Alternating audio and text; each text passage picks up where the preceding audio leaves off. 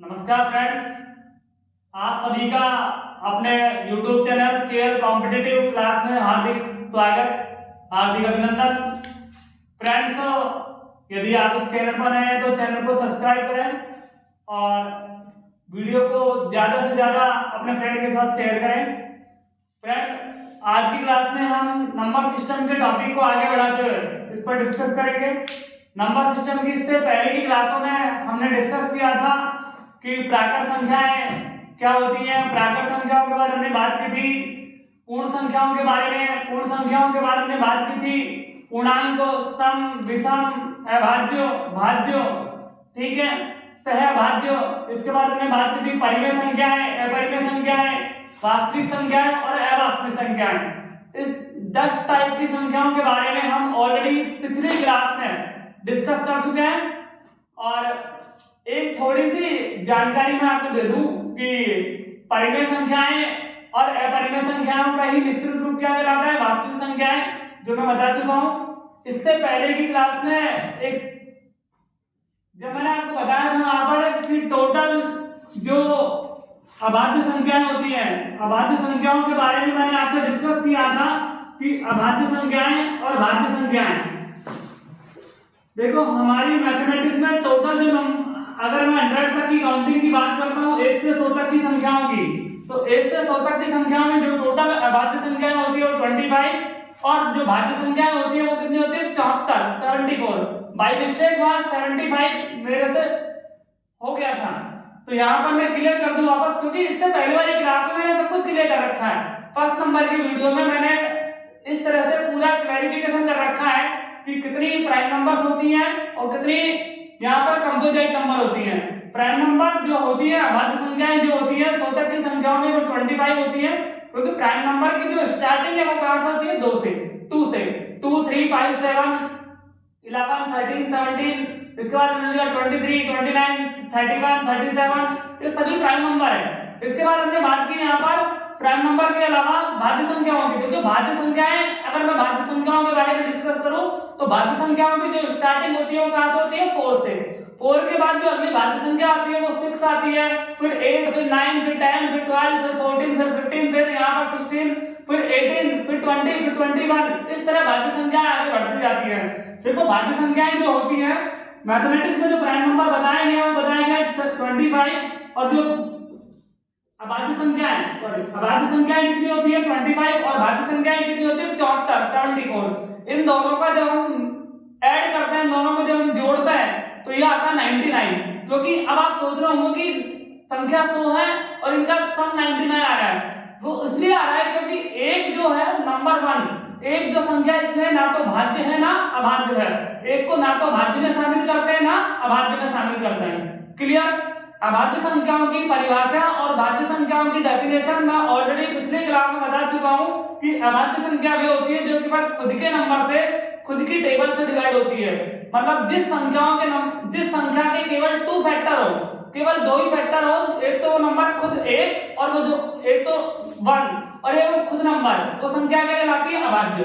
और भाज्य संख्या वो होती है जिनके 2 से अधिक फैक्टर हो, वे संख्याएं जिनके 2 से अधिक क्या हो, फैक्टर हो। जिस संख्या के 2 से अधिक टुकड़े हो सके तो संख्या कहलाती है यहाँ पर क्या, भाज्य संख्याएं। फ्रेंड्स, इसके अलावा मैंने पिछली क्लास में एक मिनट सर, मैं बीच में आपको डिस्टर्ब करना चाहूंगा। फ्रेंड्स, सर जैसे मेहनत कर रहे हैं और आपका जैसा फीडबैक है, जैसा रिस्पांस मिल रहा है, इसको आप कंटिन्यू बनाए रखिए, अपने फ्रेंड्स के साथ शेयर कीजिए दबादब, ताकि सर का हौसला बढ़े और आपके लिए एक से बढ़ के कंटेंट प्रोवाइड करवाएं। बिल्कुल sir. Thank you Sachin sir. आप खुद भी एक मैथ के टीचर हैं, जाने माने। आप भी एक YouTube पर एक अच्छे सब्सक्राइबर हैं, काफी अच्छे फॉलोअर्स हैं आपके, आपका शुक्रिया। जी सर, आपका भी शुक्रिया। यहाँ पर मैं अगर बात करूं आगे कि मैंने इससे पहले बात की थी यहाँ पर प्राकृत संख्याओं के बारे में। प्राकृत संख्याओं के योगफल की मैंने बात की थी पिछली क्लास में। नंबर जो हमने सेकंड नंबर की वीडियो डाली थी इसमें नंबर सिस्टम की, उसमें मैंने आपसे बात की थी कि प्राकृत संख्याओं का योगफल हम कैसे करते हैं। देखो, प्राकृत संख्या का योगफल के लिए मैंने एक फॉर्मूला डाला था, n ब्रैकेट n प्लस 1/2। ये जो फॉर्मूला है n ब्रैकेट n प्लस 1/2, ये फॉर्मूला किसका था, प्राकृत संख्याओं के योगफल का। अगर आपको कोई क्वेश्चन एक ही स्टेप में करना है, केवल संख्या की स्टार्टिंग अगर 1 से है तो आप प्राकृत संख्या के लिए इस फॉर्मूले को यूज कर सकते हैं। इसके अलावा प्राकृत संख्या के अलावा इनके वर्गों के योगफल के लिए मैंने फॉर्मूला यूज किया था n गुणा n+1 गुणा 2n+1 अपॉन 6। वो प्राकृत संख्याओं के वर्गों के योगफल का फॉर्मूला है। जब हमने बात की प्राकृत संख्याओं के घनों के योगफल की तो फॉर्मूला मैंने यूज किया n ब्रैकेट n+1 अपॉन 2 और इस पूरे का होल स्क्वायर। ये फॉर्मूला मैंने यूज किया प्राकृत संख्याओं के घनों का योगफल। देखो घनों का योगफल का मतलब है कि जो संख्या 1 से स्टार्ट हो रही है उस 1 से बाद जितनी भी संख्या चल रही है उनके क्यूब, जैसे 1 का क्यूब, 2 का क्यूब, 3 का क्यूब, 4 का क्यूब, 5 का क्यूब, इन सब संख्याओं के क्यूब का योगफल, उनके घनों का योगफल हम कैसे करें। तो उसके लिए फॉर्मूला पिछली क्लास में मैंने डाला था कि n ब्रैकेट n+1 अपॉन 2 और इस पूरे का होल स्क्वायर से आप जब करेंगे तो आप प्राकृत संख्याओं के घनों का योगफल ज्ञात कर सकते हैं। फ्रेंड्स इसके अलावा सम विषम संख्याओं के योगफल की बात की थी मैंने कि जब सम संख्याओं के योगफल की बात करते हैं तो फॉर्मूला यूज करते हैं n × n+1 और विषम संख्याओं के योगफल की बात करते हैं तो फॉर्मूला यूज करते हैं n × n। क्लियर।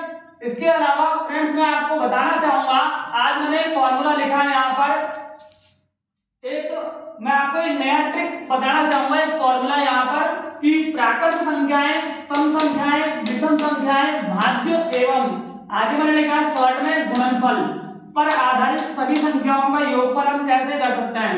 देखिए ये जो एक फॉर्मूला मैं आपको बताना चाह रहा हूँ, यहाँ पर एक रामबाण फॉर्मूला है। इस फॉर्मूले के जरिए हम आर्यमान सूत्र, ये जो आर्यमान सूत्र है, एक मिनट,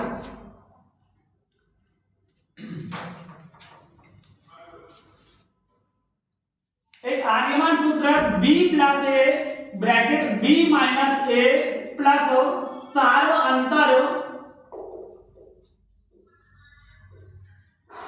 अपॉन 2 मल्टीप्लाई सार्व अंतर, b plus a b minus a plus सार्व अंतर बटे अपॉन 2 मल्टीप्लाई सार्व अंतर, या इंग्लिश में अगर मैं कहूं b plus a b minus a plus common difference upon 2 multiply common difference. Friends ये जो फॉर्मूला आप देख रहे हैं रामबाण फॉर्मूला है, आर्यमान सूत्र है यहाँ पर जिसका हमने नाम दे रखा है आर्यमान। ये एक रामबाण है, यहाँ पर मैं आपको क्लियर कर दूं क्यों रामबाण है वो देख लीजिए आप कि इस अकेले फॉर्मूले से आप 5 तरह की संख्याओं का योगफल निकाल सकते हैं। वो 5 तरह की संख्याएं कौन कौन सी हैं? प्राकृत संख्याएं, सम संख्याएं, विषम संख्याएं, भाज्यता पर आधारित, विभाजकता पर आधारित संख्याएं एवं गुणनफल पर आधारित संख्याएं का योगफल कैसे करना है। मैंने लिखा सभी तरह की संख्याओं का योगफल। देखो अगर सवाल 1 से शुरू हो रहा है या बीच में से कहीं से भी संख्या आ रही है तो आप इस फॉर्मूले के जरिए किसी भी तरह की प्राकृत संख्याओं का योगफल निकाल सकते हैं। ठीक है, इनमें से किसी भी तरह की संख्याओं का योगफल दे सकते हैं। अब सबसे पहले मैं स्टार्टिंग कर दूं इस a और b के बारे में। फ्रेंड्स मैं आपको बताना चाहूंगा यहाँ पर a की जो वैल्यू है, a जो है यहाँ पर a है यहाँ पर प्रथम संख्या और b है यहाँ पर अंतिम संख्या। a है यहाँ पर फर्स्ट नंबर और b है कैसा नंबर? लास्ट का नंबर। a फर्स्ट वैल्यू है और b कौन सी वैल्यू है? लास्ट वैल्यू है। अब इस फॉर्मूले का जब हम यूज करेंगे, जैसे मैंने पहला क्वेश्चन लिखा है यहाँ पर क्या कि 1 से या प्रथम 1 से लेकर 1 से 120 तक की सभी प्राकृत संख्याओं का योगफल, 1 से 120 तक की सभी प्राकृत संख्याओं का योगफल कैसे करते हैं हम। देखो दोस्तों जब आप 1 से 120 तक की सभी प्राकृत संख्याओं का योगफल करेंगे तो यहाँ पर आपने देखा होगा कि जब मैंने फॉर्मूला लिखा था यहाँ पर n × n+1/2, बिल्कुल उसको आप काम में ले सकते हैं। अब आप सोच रहे होंगे कि n ब्रैकेट n+1 तो अपन काम में ले चुके, फिर इसकी क्या जरूरत पड़ रही है इतने बड़े फॉर्मूले की। बेशक आप जब सवाल 1 से शुरू हो रहा है तो n ब्रैकेट n+1/2 काम में ले सकते हैं, लेकिन अगर मान लीजिए यही सवाल 11 से आ जाता कि 11 से लेकर 120 तक की सभी प्राकृत संख्याओं का योगफल ज्ञात कीजिए, तो आप क्या करते? आप मजबूर हो जाते इस फॉर्मूले को काम में लेने के लिए, क्योंकि यहाँ पर ये जो फॉर्मूला है 1 स्टेप में में इस क्वेश्चन को कर देगा। यहाँ पर 11 वैल्यू है ए की और 120 वैल्यू है बी की। क्लियर? तो यहाँ पर बी की जो वैल्यू है, बी क्या है यहाँ पर 120 प्लस यहाँ पर ए क्या है यहाँ पर 11। क्लियर? ये हो गया 120 माइनस 11 प्लस सार अंतर कितना हो गया यहाँ पर?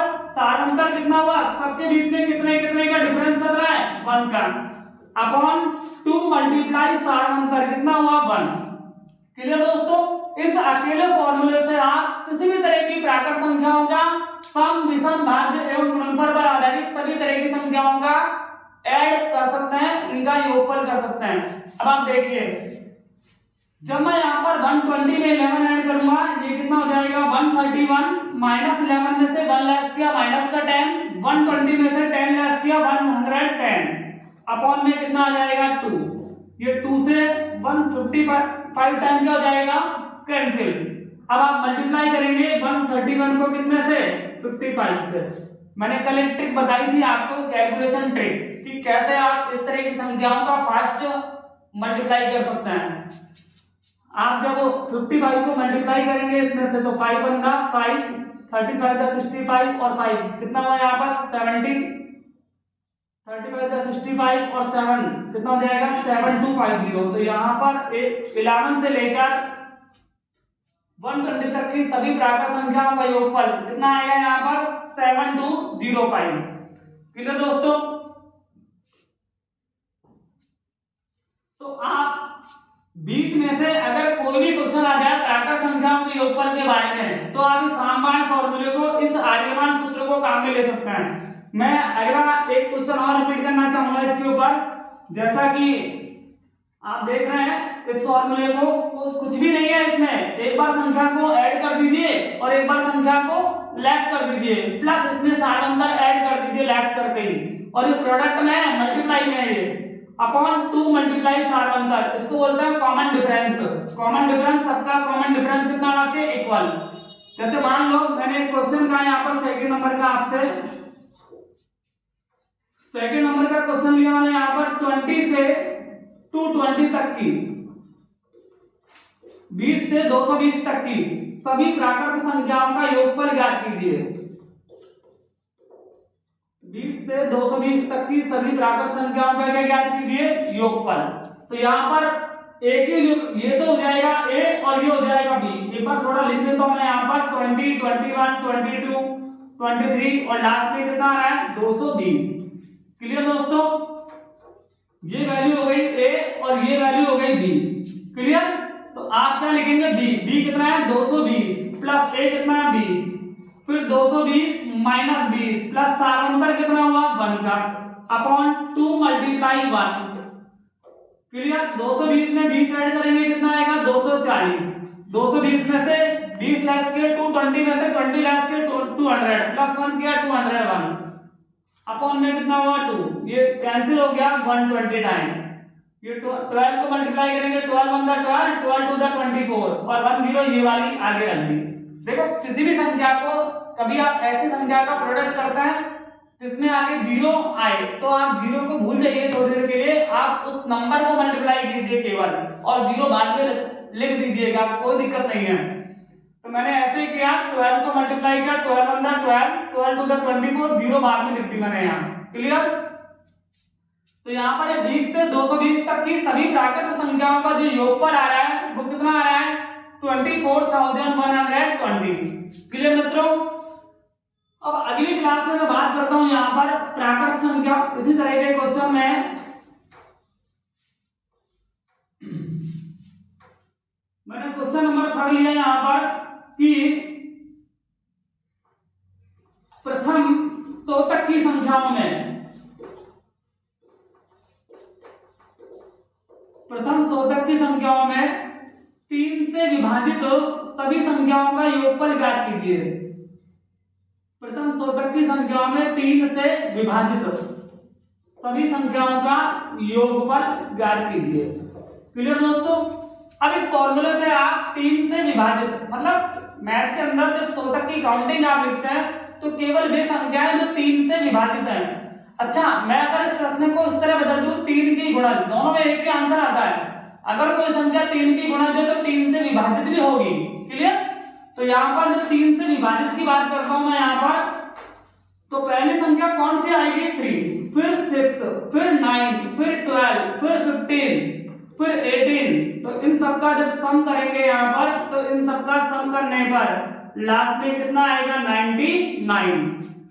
ये ए हुआ और ये बी हुआ। क्लियर? जब आप इनका योगफल करेंगे ए से बी तक की सभी संख्याओं का, तो ये तो हो गया 99 प्लस 3, ये हुआ 99 माइनस 3 प्लस तारवंतर। तारवंतर का मतलब मैंने आपको बताया था, प्रथम दो संख्याओं के बीच का अंतर। देखो कभी इसको माइनस में मत लिख देना, आपको द्वितीय पद में से प्रथम पद घटाना है, बड़ी दूसरी संख्या में से पहली संख्या घटानी है। क्लियर? तो यहाँ पर प्लस का कितना आ जाएगा? 3 क्यों आया? 6 में से 3 लैस किया, तो तारवंतर कितना हुआ? 3। जो ऊपर लिखा है वही नीचे आएगा। माइनस का 3 प्लस का 3 लेस कर कैंसिल कर दिया। 99 प्लस 3 कितना हुआ? 102। 99 में 3 ऐड किए 102, मल्टीप्लाई में कितना आ गया? 99 अपॉन में कितना आ गया? 6। ये 17 से 6 से कट गया, 6 बंदा 6 और ये 6 से बंदा 42, मतलब 17 से 6 से कितने टाइम कैंसिल हो गया? 17 टाइम।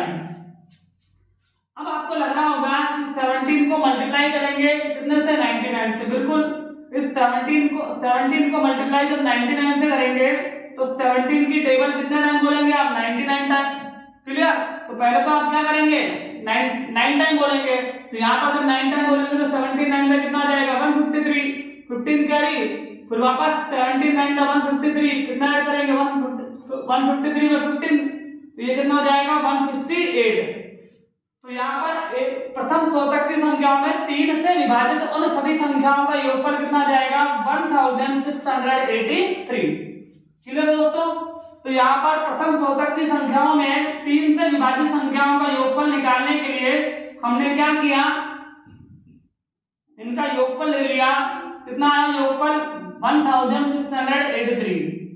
तो इस फॉर्मूले से अगर मैं यहाँ पर 3 की गुणज कह दूं, केवल मैं यहाँ पर इसको पलट के ये कह दूं 3 की गुणज सभी संख्याओं का योगफल और इसको क्वेश्चन नंबर 4 कर दूं, तो भी आंसर यही है, 1683। क्लियर मित्रों? तो यहाँ पर प्रथम 100 तक की संख्याओं में 3 की गुणज, अभी पिछले सवाल में मैंने बात की थी 3 से विभाजित, इसमें मैंने बात की थी 3 की गुणज। क्लियर? अब मैंने एक अगला क्वेश्चन लिया यहाँ पर कि मैंने अगला लिया यहाँ पर 25 से 25 से, कितने से? 25 से 220 तक की संख्याओं में या तक की सभी संख्याओं में विषम संख्याओं का योगफल ज्ञात कीजिए। कितनी संख्याओं का? मतलब केवल हमें विषम संख्याओं का योगफल ज्ञात कीजिए। 25 से 225 तक की सभी संख्याओं में विषम संख्याओं का क्या ज्ञात करना है? योगफल। अब आप अच्छी तरह जानते हैं कि 25 से पहली संख्या कौन सी हो गई? 25, जो विषम है। अगर ये कहता 25 से 225 तक की संख्याओं के मध्य में, तो हम 25 को नहीं लिखते, फिर हम लिखते पहली संख्या 27। लेकिन ये कह रहा है तक की संख्याओं में, तो यहाँ पर सबसे पहले 25 को शामिल किया, फिर हमने किया किसको? 27 को, फिर करेंगे हम 29 को, फिर करेंगे 31 को, फिर 33 को, और लास्ट में नंबर कौन सा जाएगा? 219। क्लियर? ये ए हो गया और ये यहाँ पर क्या हो गया? बी हो गया। क्लियर दोस्तों? अब आपको करना क्या है? इनका क्या निकालना है? योगफल। और इनका जब योगफल निकालेंगे तो फॉर्मूला क्या यूज करेंगे? बी प्लस ए। ये हो जाएगा 219 प्लस 25, फिर हो जाएगा 219 माइनस 25 प्लस तारवंतर कितना है? 2 अपॉन में कितना लिखा? 2 मल्टीप्लाई 2। क्लियर? जब हम 219 में 25 ऐड करेंगे तो इसका सम कितना आएगा? बोलिए, ये कितना हो जाएगा? 244 मल्टीप्लाई इस माइनस के 25 में से 2 लेस कर दीजिए पहले एक बार। आप एकदम ये मत सोचना कि हमें केवल ये क्वेश्चन है, पहले आपको ये भी करना पड़ेगा, मतलब माइनस चाहे एक साथ इनको ऐड कर लीजिए दोनों प्लस प्लस को। बोर्ड मास रूल के अकॉर्डिंग पहले सबसे पहले प्लस, पहले आप इसको सॉल्व करते हैं बोर्ड मास में डिवीजन को, फिर मल्टीप्लाई को, फिर एडिशन को, फिर सब्ट्रैक्शन को। तो यहाँ पर सबसे अब दो चिन्हों में क्या ऐड करेंगे, सबसे पहले आप प्लस का, तो कितना हो जाएगा 221, और इसमें से क्या लेस करेंगे 25, कितना हो जाएगा 196। अब 2 को 2 से मल्टीप्लाई किया, कितना आ गया 4, ये कट गया 4 से कितना टाइम, 4 से 24, 4 1 4। अब आपको मल्टीप्लाई करना है 196 को कितने से 61 से। क्लियर दोस्तों, जब आप 196 को मल्टीप्लाई करेंगे कितने से 61 से, तो 6 बनता 6। देखो मैं तो एक ही लाइन में करता हूँ हमेशा, आप कोशिश कीजिए कि आप भी मुझे फॉलो करें और एक ही स्टेप में दो संख्याओं, दो डिजिट की संख्याओं का मल्टीप्लाई एक ही स्टेप में करने की कोशिश करें। 6 बनता 6, 9, अब इन दोनों को क्रॉस मल्टीप्लाई कर लो, 19 को 1 से क्या 19 और 6 से 36, 36 तो 19 कितना हो जाएगा 55, 55 का आपने क्या लिखा 5, 19 से कितना हो जाएगा 114, 114 में कितना ऐड करेंगे 5, ये हो जाएगा 119। तो इस तरह इनका जो प्रोडक्ट आ रहा है, इनका जो गुणनफल आ रहा है, मतलब इन संख्याओं का जो योगफल आएगा गुणा करने पर वो आएगा 11956। क्लियर दोस्तों, कल मैंने आपको एक चीज बताई थी, प्राकृत संख्याओं की एक ट्रिक बताई थी, कैलकुलेशन ट्रिक, जब मैंने बात की थी, जब मैंने आपको वर्ग बताए थे करना कि 4 अंकों की वो बड़ी से बड़ी संख्या जो किसी संख्या का पूर्ण वर्ग है, तो आंसर क्या आएगा 9801। तो बता रखा है मैंने पिछली क्लास में। और अगर मैं बात करूं 6 अंकों की वो बड़ी से बड़ी संख्या जो किसी संख्या का पूर्ण वर्ग है, वो आती है 9,98,001। क्लियर, 9,98,001 ये 6 अंकों की बड़ी से बड़ी संख्या जो किसी संख्या का पूर्ण वर्ग है। आपसे पूछ लिया जाए 4 अंकों की वह छोटी से छोटी संख्या जो किसी संख्या का पूर्ण वर्ग है, तो उसमें आंसर आता है 1024। ये 4 अंकों की वो बड़ी से बड़ी संख्या है जो किसी संख्या का क्या पूर्ण वर्ग है, वो संख्या कौन सी है 1024, क्योंकि ये 1024 स्क्वायर है कितने का 32 का, कितने का 32 का 32 का। 32 से पहले अगर कोई संख्या लेते हैं तो वो आती है 31 31 का जो स्क्वायर आता है वो आता है 961। याद रखिएगा 961 3 अंकों की सबसे बड़ी संख्या है जो किसी संख्या का क्या कहलाता है पूर्ण वर्ग। क्या कहलाता है मित्रों पूर्ण वर्ग। तो 25 से 220 तक की सभी संख्याओं में विषम संख्याओं का योगफल हम करते हैं, तो यहाँ पर 25 27 29 31 33 लास्ट में गाना 219। तो यहाँ पर अंतिम संख्या 219, पहली संख्या 25, फिर क्या आ गया, फिर दोनों का अंतर लिया, फिर सारा अंतर जोड़ दिया। क्लियर, बहुत सीधा है। जब आप बार बार प्रैक्टिस करेंगे, क्वेश्चन लेंगे तो आपको ऑटोमेटिक क्लियर हो जाएंगे सब ये। तो यहाँ पर मैंने प्राकृत संख्या ले ली, सम ले ली, सम आप ले सकते हैं, चाहे कोई सवाल अलग से देख सकते हैं। विषम संख्या मैंने एक एग्जांपल दे दिया, भाज्य और गुणनफल पर आधारित इन 5 तरह की संख्याओं का योगफल आप इस रामबाण आर्यमान सूत्र से ज्ञात कर सकते हैं। फॉर्मूला आपके सामने मौजूद है, b plus a multiply b minus a plus सार्वंतर बटे 2 गुणा सार्वंतर। तो इस तरह के फॉर्मूला से आप सब तरह की संख्याओं का क्या ज्ञात कर सकते हैं योगफल, इन 5 तरह की संख्याओं का।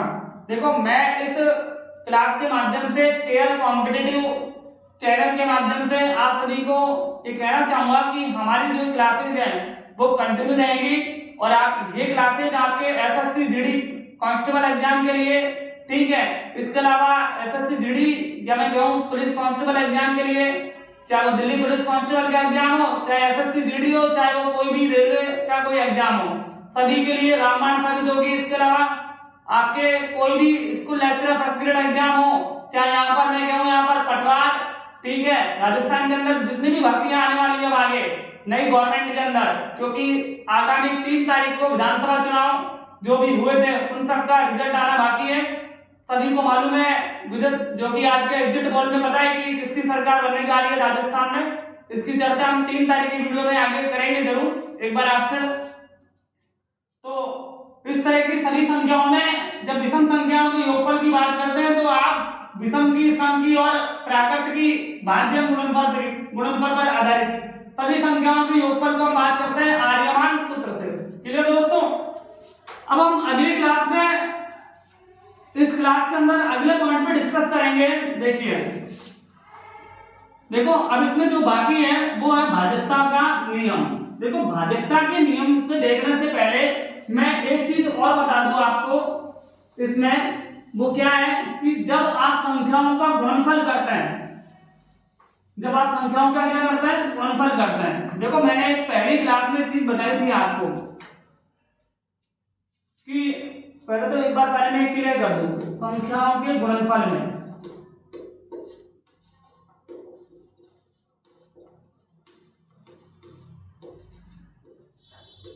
संख्याओं के गुणनफल में इकाई का अंक ज्ञात करना।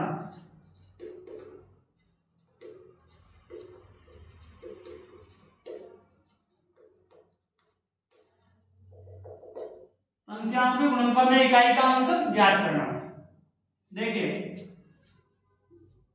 मैं यहां पर ले रहा हूं इकाई का अंक ज्ञात करना। सबसे पहले मैंने क्वेश्चन लिया कि जब आप 1 से लेकर 9 तक की,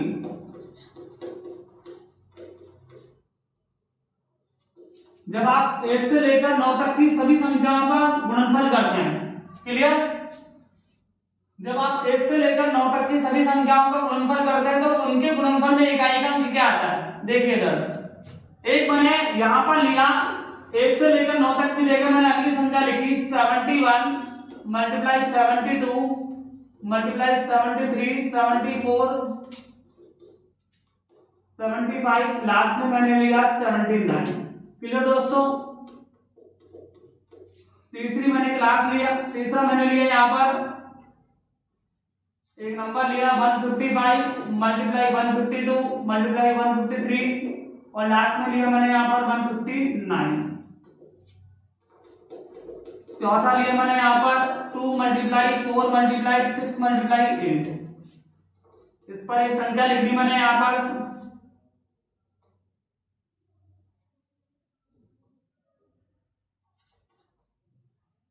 7 में ले चुका।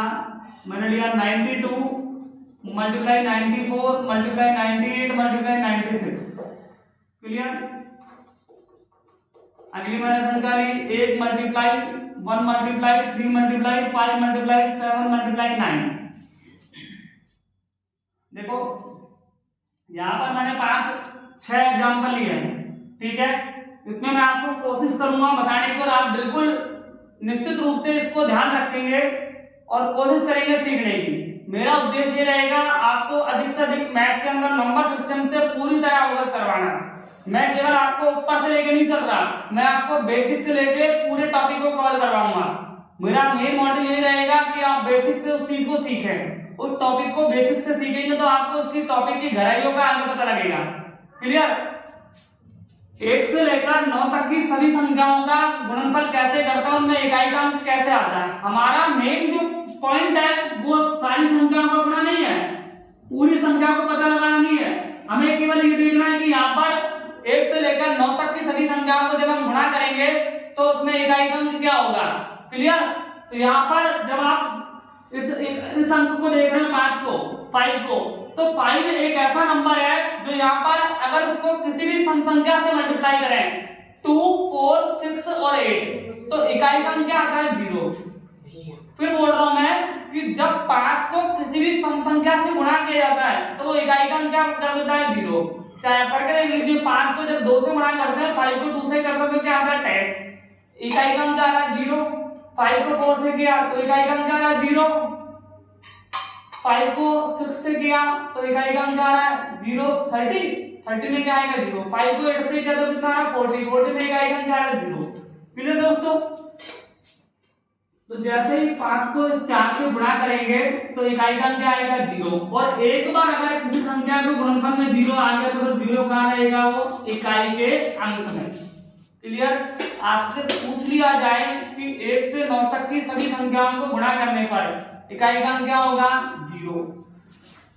अगला है यहाँ पर 71, 72, 73, 74, 75, 76, लास्ट में कितना? 79, 79।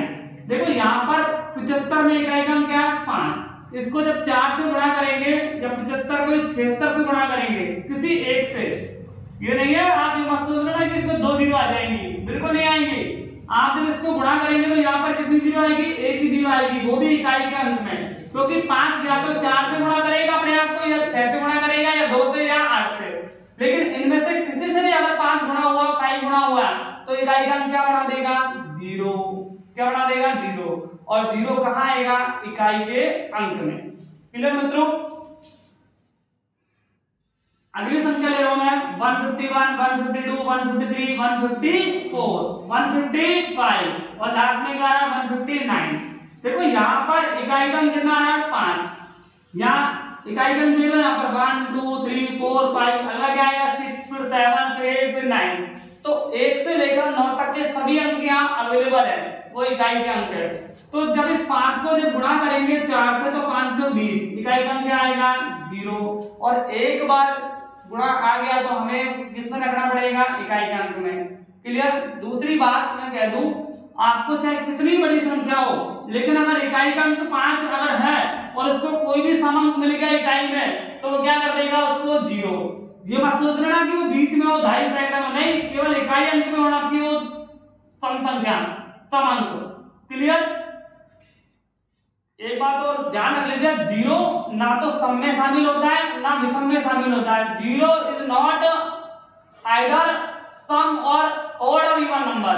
0 ना तो सम संख्या होती है, ना ही कैसी संख्या होती है, विषम संख्या होती है। ये याद रखिएगा आप इस बात को, क्योंकि आपके कईयों के दिमाग में रहता है कि सम संख्याएं भी होती है जिनकी इकाई का अंक 0, 2, 4, 6 या 8 हो। बिल्कुल सही डेफिनेशन है। लेकिन जब आपसे पूछा जाए कि क्या 0 सम है, नहीं, 0 इज नॉट नाइदर इवन और ओड नंबर। 0 ना तो सम में शामिल होता है, ना ही किसमें शामिल होता है, विषम में। क्लियर। अब अभी तो हमने बात की थी यहाँ पर लगातार संख्याओं की तीनों में, अब बात करते हैं इसमें सम संख्याओं की। देखिए मित्रों, जब हम सम संख्याओं का मल्टीप्लाई करते हैं आपस में, सर बोलो थोड़ी डाउन करो, तो जब सम संख्याओं की हम बात करते हैं यहाँ पर, जब हम सम संख्याओं की बात करते हैं तो सम संख्याओं को गुणा करने पर इकाई का अंक, इस 2 को मल्टीप्लाई किया 4 से, इसको मल्टीप्लाई किया 6 से, उसको मल्टीप्लाई किया 8 से। जब इस सभी सम संख्याओं का आपस में गुणा करते हैं तो इकाई का अंक कितना आता है, 4। कितना आता है, 4। क्लियर। करके देख लीजिए, 2 को 4 से किया, 2 4 द 8, 8 6 द 48, और 8 को 8 से क्या कितना होगा, 64। इकाई का अंक कितना हुआ, 4। 2 को 4 से किया 8, 8 को 8 से किया 64, 64 में कितना आ रहा, 4, 4 को 6 से करेंगे 24, 24 में कितना आ रहा, 4। तो याद रखिएगा, सभी सम संख्याओं को आपस में गुणा करने पर इकाई का अंक कितना आता है, 4, 4। क्लियर मित्रों। अगला यहाँ पर विषम संख्याएं। विषम संख्याओं को जब आपस में गुणा करते हैं तो इकाई का अंक कितना आता है, 5। किसके कारण, इस 5 के कारण, क्योंकि 5 एक ऐसी संख्या होती है जिसको अगर किसी विषम संख्या से गुणा कर दिया जाए तो इकाई का अंक कितना आता है, 5। चाहे 5 को खुद 5 से गुणा करेंगे तो भी इकाई का अंक 5 आएगा, 5 को 3 से करेंगे या 1 से करेंगे या 7 से करेंगे या 9 से करेंगे तो भी इकाई का अंक कितना आएगा, 5। क्लियर दोस्तों। तो यहाँ पर जब 5 को किसी भी विषम संख्या से गुणा किया जाता है तो इकाई का अंक कितना आता है, 5। आगे बढ़ता है।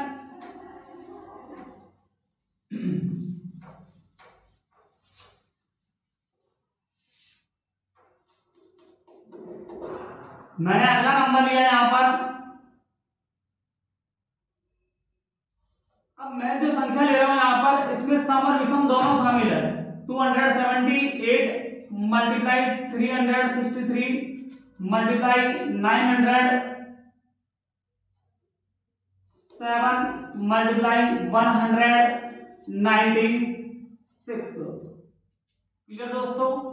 तो यहाँ पर जो संख्या मैंने ली है इसमें सम भी शामिल है और विषम भी शामिल है। सम संख्या आपको दिख रही होगी 278, इकाई का अंक 8 है, 196 इकाई का अंक 6 है, यूनिट प्लेस 6 है। और जब विषम संख्या की बात करता हूं तो इकाई का अंक कितना है, 3 और 7 है। जब इनका आपस में प्रोडक्ट करेंगे तो 6 को 7 से मल्टीप्लाई करेंगे, 6 7 का कितना आएगा, 42। क्लियर। 2 को 3 से क्या कितना आ गया, 6, और 6 को 8 से क्या तो कितना आ गया, 48। क्लियर दोस्तों। तो जब यहाँ पर आपका टारगेट केवल इकाई का अंक है, तो आपको केवल इकाई अंक को ही मल्टीप्लाई करना है। तो यहाँ पर 6 को 7 से किया 42, कितना है इकाई का अंक 2 को 3 से किया कितना है 6, कितना है 6 को 8 से किया कितना आया, हाँ, तो इकाई का अंक कितना हुआ यहाँ पर 8। क्लियर दोस्तों, चाहे यहाँ पर आप इधर से मल्टीप्लाई करके देखेंगे तो भी इकाई का अंक कितना आएगा 8। देख लीजिए 8 को 3 से किया 24 का 4, 4 7 दा 28 का 8, 8 6 दा 48, तो भी कितना आ रहा है इकाई का अंक 8 ही आ रहा है। क्लियर दोस्तों, जब कभी हम केवल सभी तरह की संख्याओं का गुणा करते हैं जिसमें सम भी शामिल हो विषम भी शामिल हो, तो आपका टारगेट क्या होना चाहिए, केवल इकाई का अंक का ही आपको प्रोडक्ट करना है। क्लियर, इसके बाद जो अगला क्वेश्चन आता है इसमें अगले टाइप का गुणनफल में इकाई के अंक का, वो क्या आता है वो देखिए। मान लीजिए कोई क्वेश्चन है ये 79 और इसकी पावर रख दी मैंने 81, कितने रख दी 81। जब भी घातांक वाला सवाल हो, ये पावर है घातांक है, एक्सपोनेंट है ये। क्लियर, जब भी आपसे कोई घातांक वाला सवाल करेगा उसमें इकाई का अंक पूछा जाएगा, तो आप याद रखिएगा कि जब आपसे घातांक के अंदर इकाई का अंक पूछेगा तो सबसे पहले उस घातांक को डिवाइड करेंगे 4 से, कितने से 4 से। जब भी आप किसी घातांक को 4 से डिवाइड करते हैं, पावर को 4 से डिवाइड करते हैं, तो जितना डिवाइड करने पर जो शेषफल आएगा, क्या आएगा, शेषफल आएगा, ये 9 है, इकाई का अंक 9 है, 9 है। इस 4 को जब डिवाइड किया 81 से, 4 को डिवाइड किया 81 से, तो कितना आ रहा है 20 टाइम्स जो डिवाइड हो रहा है, 24 दा 80, और रिमाइंडर कितना लग रहा है 1, ये पावर आ गई 1, और 9 की पावर 1 क्या हो गई 9। क्लियर, तो 9 की पावर जो 1 है, तो यहाँ पर क्या हो गया, इकाई का अंक हो गया। क्लियर दोस्तों, तो यहाँ पर 9 की पावर 1 है, जो इस संख्या में क्या हो गया, इकाई का अंक। क्लियर, आपको एक बात बता दूं, कई टीचरों के द्वारा ये आपको बताया नहीं जाता कि 4 का भाग क्यों दिया जाता है, इसके पीछे एक रीजन है। देखिए मैं बताता हूं आपको। जैसे मैंने लिखा 2 की पावर 1 2, 2 की पावर 2 4, 2 की पावर 3 8, 2 की पावर 4 16, 2 की पावर 4 5 32, और 2 की पावर 6 कितना जाएगा 64, 2 की पावर 7 128, 2 की पावर 8 256, 2 की पावर 9 512, 2 की पावर 10 1024। क्लियर, आप देखेंगे यहाँ पर कि जब किसी भी घातांक में 4 का भाग देते हैं तो इकाई का अंक हम इजीली गेट कर सकते हैं, क्योंकि हमें जो केवल शेषफल है वो लिखना है और उसकी पावर निकालनी है 9 की। और केवल यहाँ भी कौन सा नंबर लिया 9, क्यों लिया, क्योंकि हमें इकाई का अंक ज्ञात करना है, तो हमने केवल इकाई का अंक लिया। 9 की घात 1 कितनी आ गई 9। अब आप देख रहे होंगे कि 4 का भाग क्यों देते हैं, देखिए सब कि हम 4 से डिवाइड क्यों करते हैं। जब आप 4 से किसी घातांक को डिवाइड करते हो, शेषफल लेते हो उसका, तो यहाँ पर ये कितना है 2486। क्लियर, फिर वापस देखेंगे नीचे तो इकाई का कितना है 2486। क्लियर, फिर वापस नीचे देखेंगे तो इकाई का कितना है 2486। इस तरह जब भी घातांकों को 4 से डिवाइड करते हैं तो इकाई के अंकों की पुनरावृत्ति 4 अंकों के बाद रिपीटेशन आ जाती है। इसलिए जब भी किसी घातांक में इकाई का अंक ज्ञात करते हैं तो दी गई पावर को 4 से डिवाइड करते हैं। सीधा शॉर्टकट मेथड है।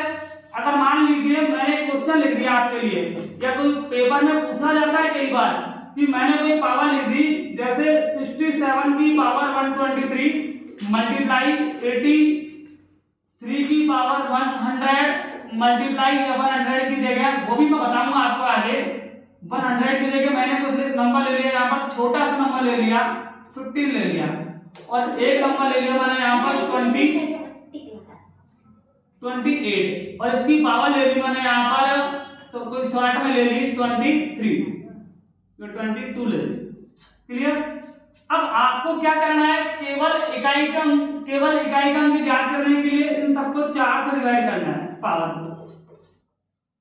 क्लियर दोस्तों, जब आप 4 से डिवाइड करेंगे तो इस 7 की पावर कितनी आएगी, 4 दिया 12, इससे कितने टाइम डिवाइड हो रहा है 30 टाइम। 30 बार, और इकाई का और सेक्शन कितना है 3। ये इससे कितने टाइम डिवाइड हो रहा है 4 3 12। यहाँ भी रिमाइंडर कितना बच रहा है, पावर कितनी बच रही है 3। ये 4 पंजू 20 4 5 20, पावर कितनी आ रही है 2। क्लियर दोस्तों। इस 7 की पावर 3 ये कितनी आएगी 343, और 3 की पावर 3 27, 8 की पावर 2 64। क्लियर। 3 को 7 से किया 21, और 21 यहाँ पर इसको किससे किया 4 से, तो 3 को 7 से किया 21 का 1, 1 को 4 से किया 4। तो इस तरह यहाँ पर सभी संख्याओं का जब प्रोडक्ट करते हैं, गुणा करते हैं, तो केवल ये मैंने आपको बता रखा है कि जब प्रोडक्ट करते हैं तो केवल इकाई अंकों को प्रोडक्ट करते हैं। तो इसमें आंसर क्या आएगा 4। इस पूरे सवाल में जब संख्याओं का गुणा किया जाएगा तो आंसर क्या आएगा, इकाई का कितना आएगा 4, वरना हम थक जाएंगे इसकी पावर निकालते। आजकल के बच्चों को तो यही पता कि 11 का अगर मैं पावर यहाँ पर बोल दूं या मैं यहाँ पर कह दूं 17 का क्यूब कितना है, तो 17 का क्यूब तो छोड़ो, इनको 17 का स्क्वायर नहीं पता। ठीक है, 4913 17 का क्यूब होता है और 17 का स्क्वायर होता है 289।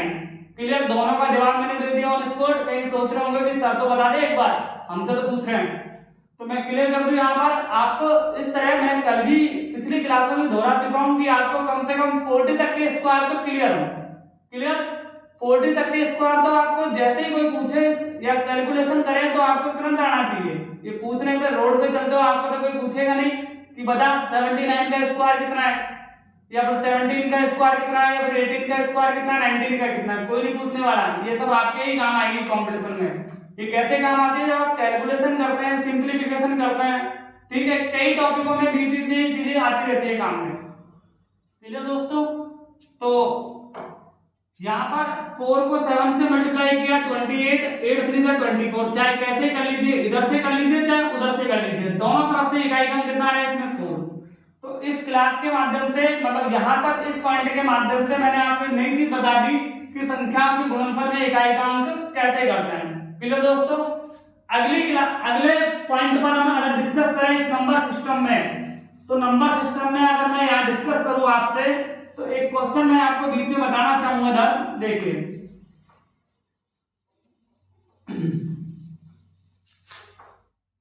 अबे क्वेश्चन मैं रिपीट कर रहा हूं यहाँ पर कि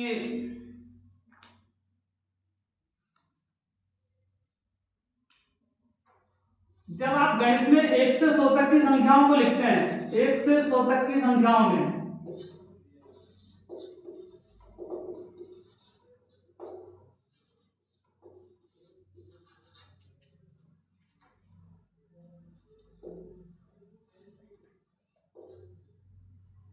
एक से 100 तक की संख्या में कुल डिजिट कितने आते हैं। अब आप सोच रहे होंगे कि डिजिट का मतलब क्या है। यहाँ पर 100 संख्या होती है, 100 डिजिट होता है। डिजिट पूछा, मैंने संख्या नहीं पूछी। आपको बताता हूँ मैं अब यहाँ पर ये क्यों जरूरी है, वो आगे की क्लास में जब क्वेश्चन आएगा वहां मैं आपको बताऊंगा। लेकिन अभी आप ये सीखिए कि जब आप 1 से लेकर 9 तक की गिनती लिखते हैं, काउंटिंग लिखते हैं, तो यहाँ पर सब में कितने अंक आ रहे हैं 1 1। तो यहाँ 9 संख्याएं हैं लेकिन सब में कितना अंक है 1। तो कितने अंक हो गए 9। टोटल कितने डिजिट हो गए 9। जब आप 10 से लेकर 99 तक लिखते हैं तो ये टोटल कितनी संख्याएं होती है 90। कितनी संख्या होती है 90, और इनमें सब में कितने अंक है 2। यानी ध्यान रखिएगा मैथ के अंदर टोटल 2 अंकों की संख्याएं कितनी है 90, और 1 अंक की संख्या कितनी है 9। 1 अंक की टोटल संख्या कितनी है 9, 2 अंक की टोटल संख्या कितनी है 90। क्लियर। और जब मैं बात करता हूँ यहाँ पर सिंगल अंक की 100 की, तो ये टोटल कितनी संख्या है 1, मल्टीप्लाई किया 3 से, तो इसमें कितने अंक आ रहे हैं 3। तो इस तरह 1 से 100 तक की सभी संख्याओं में जो यहाँ पर अंक है वो कितने हैं 9 प्लस 180 प्लस 3, ये कुल कितना हो जाएंगे 192 अंक है, 192 डिजिट। ठीक है। तो 1 से 100 तक की संख्याओं में कुल कितने डिजिट होता है 192 मित्रों।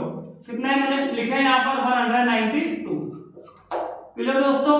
तो इस तरह की जब आपसे मैं आगे चर्चा करूंगा, यहाँ पर सपोज करो आपसे कोई क्वेश्चन कह दिया जाए कि 300 पृष्ठों की पुस्तक को लिखने के लिए या 270 पृष्ठों की पुस्तक को लिखने के लिए किसी पुस्तक निर्माता को, पुस्तक पब्लिशर को कुल कितने अंक लिखने पड़ेंगे, मतलब कुल कितने अंक उसको काम में लेने होंगे कि 270 नंबर के पेज, 270 पेज वो लिख सके, उनकी मार्किंग कर सके। क्लियर। तो यहाँ पर जब मैं 270 की बात करता हूँ तो 1 से 270 तक की संख्या को जब वो लिखेगा, पेज नंबर लिखेगा, तो उसको कुल कितने अंकों की आवश्यकता पड़ेगी। तो आपको पता है जब 1 से 100 तक की संख्या उसने लिखी तो टोटल कितने अंक काम में लिए 192। क्लियर। और 101 से लेकर के 217 तक टोटल संख्या कितनी होगी 170। इसको मल्टीप्लाई किया 3 से, ये हो गया 510। क्लियर। तो यहाँ पर 1 से लेकर 270 तक की संख्याओं में कितना हो गया 192 प्लस 510, ये आ गया 2, ये 1910, ये कितना आ जाएगा 6 और 1 कितना आ जाएगा 7, कितना आ जाएगा 702। क्लियर दोस्तों। और अगर यही क्वेश्चन यहाँ पर 1 से लेकर 300 तक का होता है तो उसमें आंसर आता है 792, 792। क्यों होता है 792? क्योंकि यहाँ कितने बढ़ जाते हैं 30, और 30 कौन से नंबर होते हैं जिनमें सब में 3 डिजिट होते हैं, क्योंकि 271 से लेकर 300 तक कितने नंबर बढ़ गए 30, और सब में कितने डिजिट है 3, तो 30 को 3 से मल्टीप्लाई किया 1 कितना हुआ 90 जब इसमें मैं ऐड करूंगा, सम करूंगा तो कितना आएगा, जब इनका योग करूंगा 702 प्लस 90, इट मीन 792। क्लियर। तो 1 से लेकर 100 तक की संख्याओं में आप हमेशा याद रखिए कि 1 से लेकर 100 तक की जब संख्याओं को लिखा जाता है, 1 से लेकर 100 तक की काउंटिंग जब लिखी जाती है मैथ्स के अंदर, तो कुल कितने डिजिट काम में आता है 192 लिखने के लिए। और जब 300 पेज या कितने भी पेजों की कोई पुस्तक लिखी जाती है, जैसे 300 पेज की मैंने बात करी, 270 की मैंने बात करी, तो 270 पेज को लिखने के लिए कितने अंकों की आवश्यकता पड़ेगी 702 की। ठीक है मित्रों। अब अगला है यहाँ पर भाजकता के नियम। अगला पॉइंट है यहाँ पर भाजकता के नियम। देखो भाजकता के नियम की अगर मैं बात करूं तो मैं एक बार बता दूं कि भाजकता के नियम में आप 2 की भाजकता का नियम अच्छे से जानते हैं, सुनते भी आए हैं कि 2 की भाजकता का नियम सबको पता है। जब आप सम संख्याओं के बारे में पढ़ते हैं तो सबसे पहले यही बताया जाता है कि इकाई क्रम के 0, 2, 4, 6 या 8 हो। जब वे संख्याएं जो 2 से विभाजित हो सम संख्याएं कहलाती है। इधर भी वही बात होगी 2 की भाजकता में। असली मजा तो आपको वहां आएगा जब आप 3 या 9 की भाजकता पढ़ेंगे, क्योंकि यहाँ आपको सीखने को मिलेगा, यहीं से क्वेश्चन शुरू होते हैं। अब आप सोच रहे होंगे कि 3 या 9 का तो हमें पता है कि अगर कोई भी नंबर दे रहे हैं उसमें अंकों का योग कर देंगे, उसको 3 से डिवाइड कर देंगे। बिल्कुल यही नियम है, 3 या 9 का सेम नियम है। लेकिन एक बात बता दूं, कभी भी कोई संख्या जो 3 से डिवाइड है वो जरूरी नहीं कि 9 से भी डिवाइड हो, लेकिन यदि कोई संख्या 9 से विभाजित है तो वो जरूर 3 से विभाजित होगी।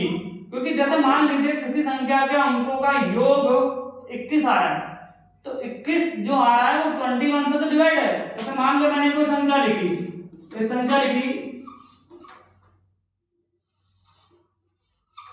इसको लिखा 5781, तो मैंने आपसे पूछा कि ये 3 से डिवाइड है, बिल्कुल आप कहेंगे है, क्योंकि इसके अंकों का योग करेंगे 5 और 7 12 और 8 20 और 21। इस संख्या के जो अंकों का टोटल आ रहा है सम आ रहा है कितना आ रहा है 21, और 21 डिवाइड है कितने से 3 से। क्लियर। और अगर मैं कह दूं यहाँ पर मैंने एक नंबर गायब कर दिया, ठीक है, इधर लिख दिया मैंने x, और आपसे पूछ लिया कि यहाँ x का न्यूनतम मान क्या होगा, मैंने बोला न्यूनतम, तो x का न्यूनतम मान क्या होगा कि दी गई संख्या 3 से विभाजित हो। तो क्या करेंगे 5 + 7 12 + 8 20, तो 20 में कितना ऐड करेंगे आप x, और ये हो जाएगा 21, और ये नंबर डिवाइड हो जाएगा कितने से, कितने से होना चाहिए 3 से। तो क्या करेंगे आप x की वैल्यू 20 में कितना ऐड करेंगे +1, और ये हो जाएगा 21, और डिवाइड हो जाएगा कितने से 3 से। क्लियर। तो यहाँ पर x की वैल्यू क्या रखेंगे आप 1, और ये नंबर क्या कहलाएगा 5781। ये मैं अलग से नोट करवाऊंगा क्लास में कि भाजकता के नियम, जिसमें हम प्रत्येक भाजकता के नियम को पढ़ेंगे, जिसमें हम सबसे पहले 2 की भाजकता का नियम, 3 की भाजकता का नियम, 3 के साथ 9 का पढ़ेंगे, फिर 4 का, देखो 4 की भाजकता का नियम, 8 की भाजकता का नियम, 16 की भाजकता का नियम, इन तीनों की भाजकता का नियम सुन लीजिए आप। 4 की भाज्यता का नियम क्या है? किसी संख्या के अंतिम 2 अंकों में 4 का भाग चला जाए तो वो संख्या 4 से विभाजित होगी। किसी संख्या के अंतिम 3 अंकों में 4 का भाग चला जाए तो वो संख्या 8 से विभाजित होगी। किसी संख्या के अंतिम 4 अंकों में अगर 16 का भाग चला जाए तो वह संख्या 16 से विभाजित होगी मित्रों। क्लियर? और 4 के बाद मैं बात करता हूँ 5 की, तो 5 के साथ 25 भी देख लो आप। देखो 5 और 25 की भाज्यता का नियम क्या कहता है? 5 की भाज्यता का नियम कि किसी संख्या के इकाई का अंक 0 या 5 है तो संख्या 5 से क्या होगी? विभाजित होगी। और किसी संख्या के इकाई का अंक अगर मान लीजिए अंतिम 2 अंक 25 से विभाजित है, देखो 25 से विभाजित का मतलब है उस संख्या के अंतिम 2 अंक या तो 25 हो या 50 हो, 75 और 00 हो, तो वो संख्या 25 से विभाजित होगी। और इसके अलावा 7, 13 और 37 ये स्पेशल नियम है जो हम पढ़ेंगे। 7 के साथ मैं 13 का भी पढ़ाऊंगा आपको, 37 का पढ़ाऊंगा। ये एक स्पेशल ट्रिक है यहाँ पर तीनों की जो आप देखेंगे कल कि 7, 13 और 37 का नियम क्या है भाज्यता का। इस पर प्रश्न कैसे बनता है उसकी भी आगे क्लास में हम डिस्कस करेंगे। फिर हम इसके बाद डिस्कस करेंगे 11 की भाज्यता का नियम। ये बहुत इंपॉर्टेंट नियम है 11 की भाज्यता का नियम। इसमें इसके ऊपर क्वेश्चन बनते हैं और विशेष तौर से बनते भी हैं और अच्छे क्वेश्चन बनते हैं 11 की भाज्यता के ऊपर। ठीक है, कोई भी नंबर आपको दे देगा, कोई भी नंबर उस नंबर में से कोई भी नंबर हिडन कर देगा, छुपा देगा, फिर आपसे पूछेगा कि उसमें उसकी वैल्यू क्या होगी, उसका मान क्या होगा कि दिया गया नंबर 11 से 11 से पूर्णतः क्या हो जाए? विभाजित हो जाए। ठीक है मित्रों, कल की क्लास में हम डिस्कस करेंगे नेक्स्ट क्लास में। ठीक है, नंबर सिस्टम की 4th पार्ट में। इस 3rd पार्ट में हमने कई चीजों के बारे में डिस्कस किया है। इसमें मैंने आपसे डिस्कस किया सबसे पहले कि सभी तरह की संख्याओं का योगफल हम आर्यमान सूत्र से ज्ञात करते हैं, b plus a b minus a plus सारवंतर बटे 2 गुणा सारवंतर। इसके अलावा मैंने आपसे बात की संख्याओं के गुणनफल में इकाई का अंक कैसे ज्ञात करते हैं, जिसमें मैंने आपको बताया था कि जब 5 को किसी भी सम संख्या से गुणा कर देंगे तो इकाई का अंक 0 आएगा, 5 को विषम संख्या से गुणा करेंगे तो इकाई का अंक 5 आएगा, और लगातार सम संख्याओं को गुणा करते हैं तो इकाई का अंक 4 आता है, 4 आता है। क्लियर? 5 को जब किसी विषम संख्या से गुणा करते हैं तो इकाई का अंक कितना बोला मैंने? 5। क्लियर मित्रों?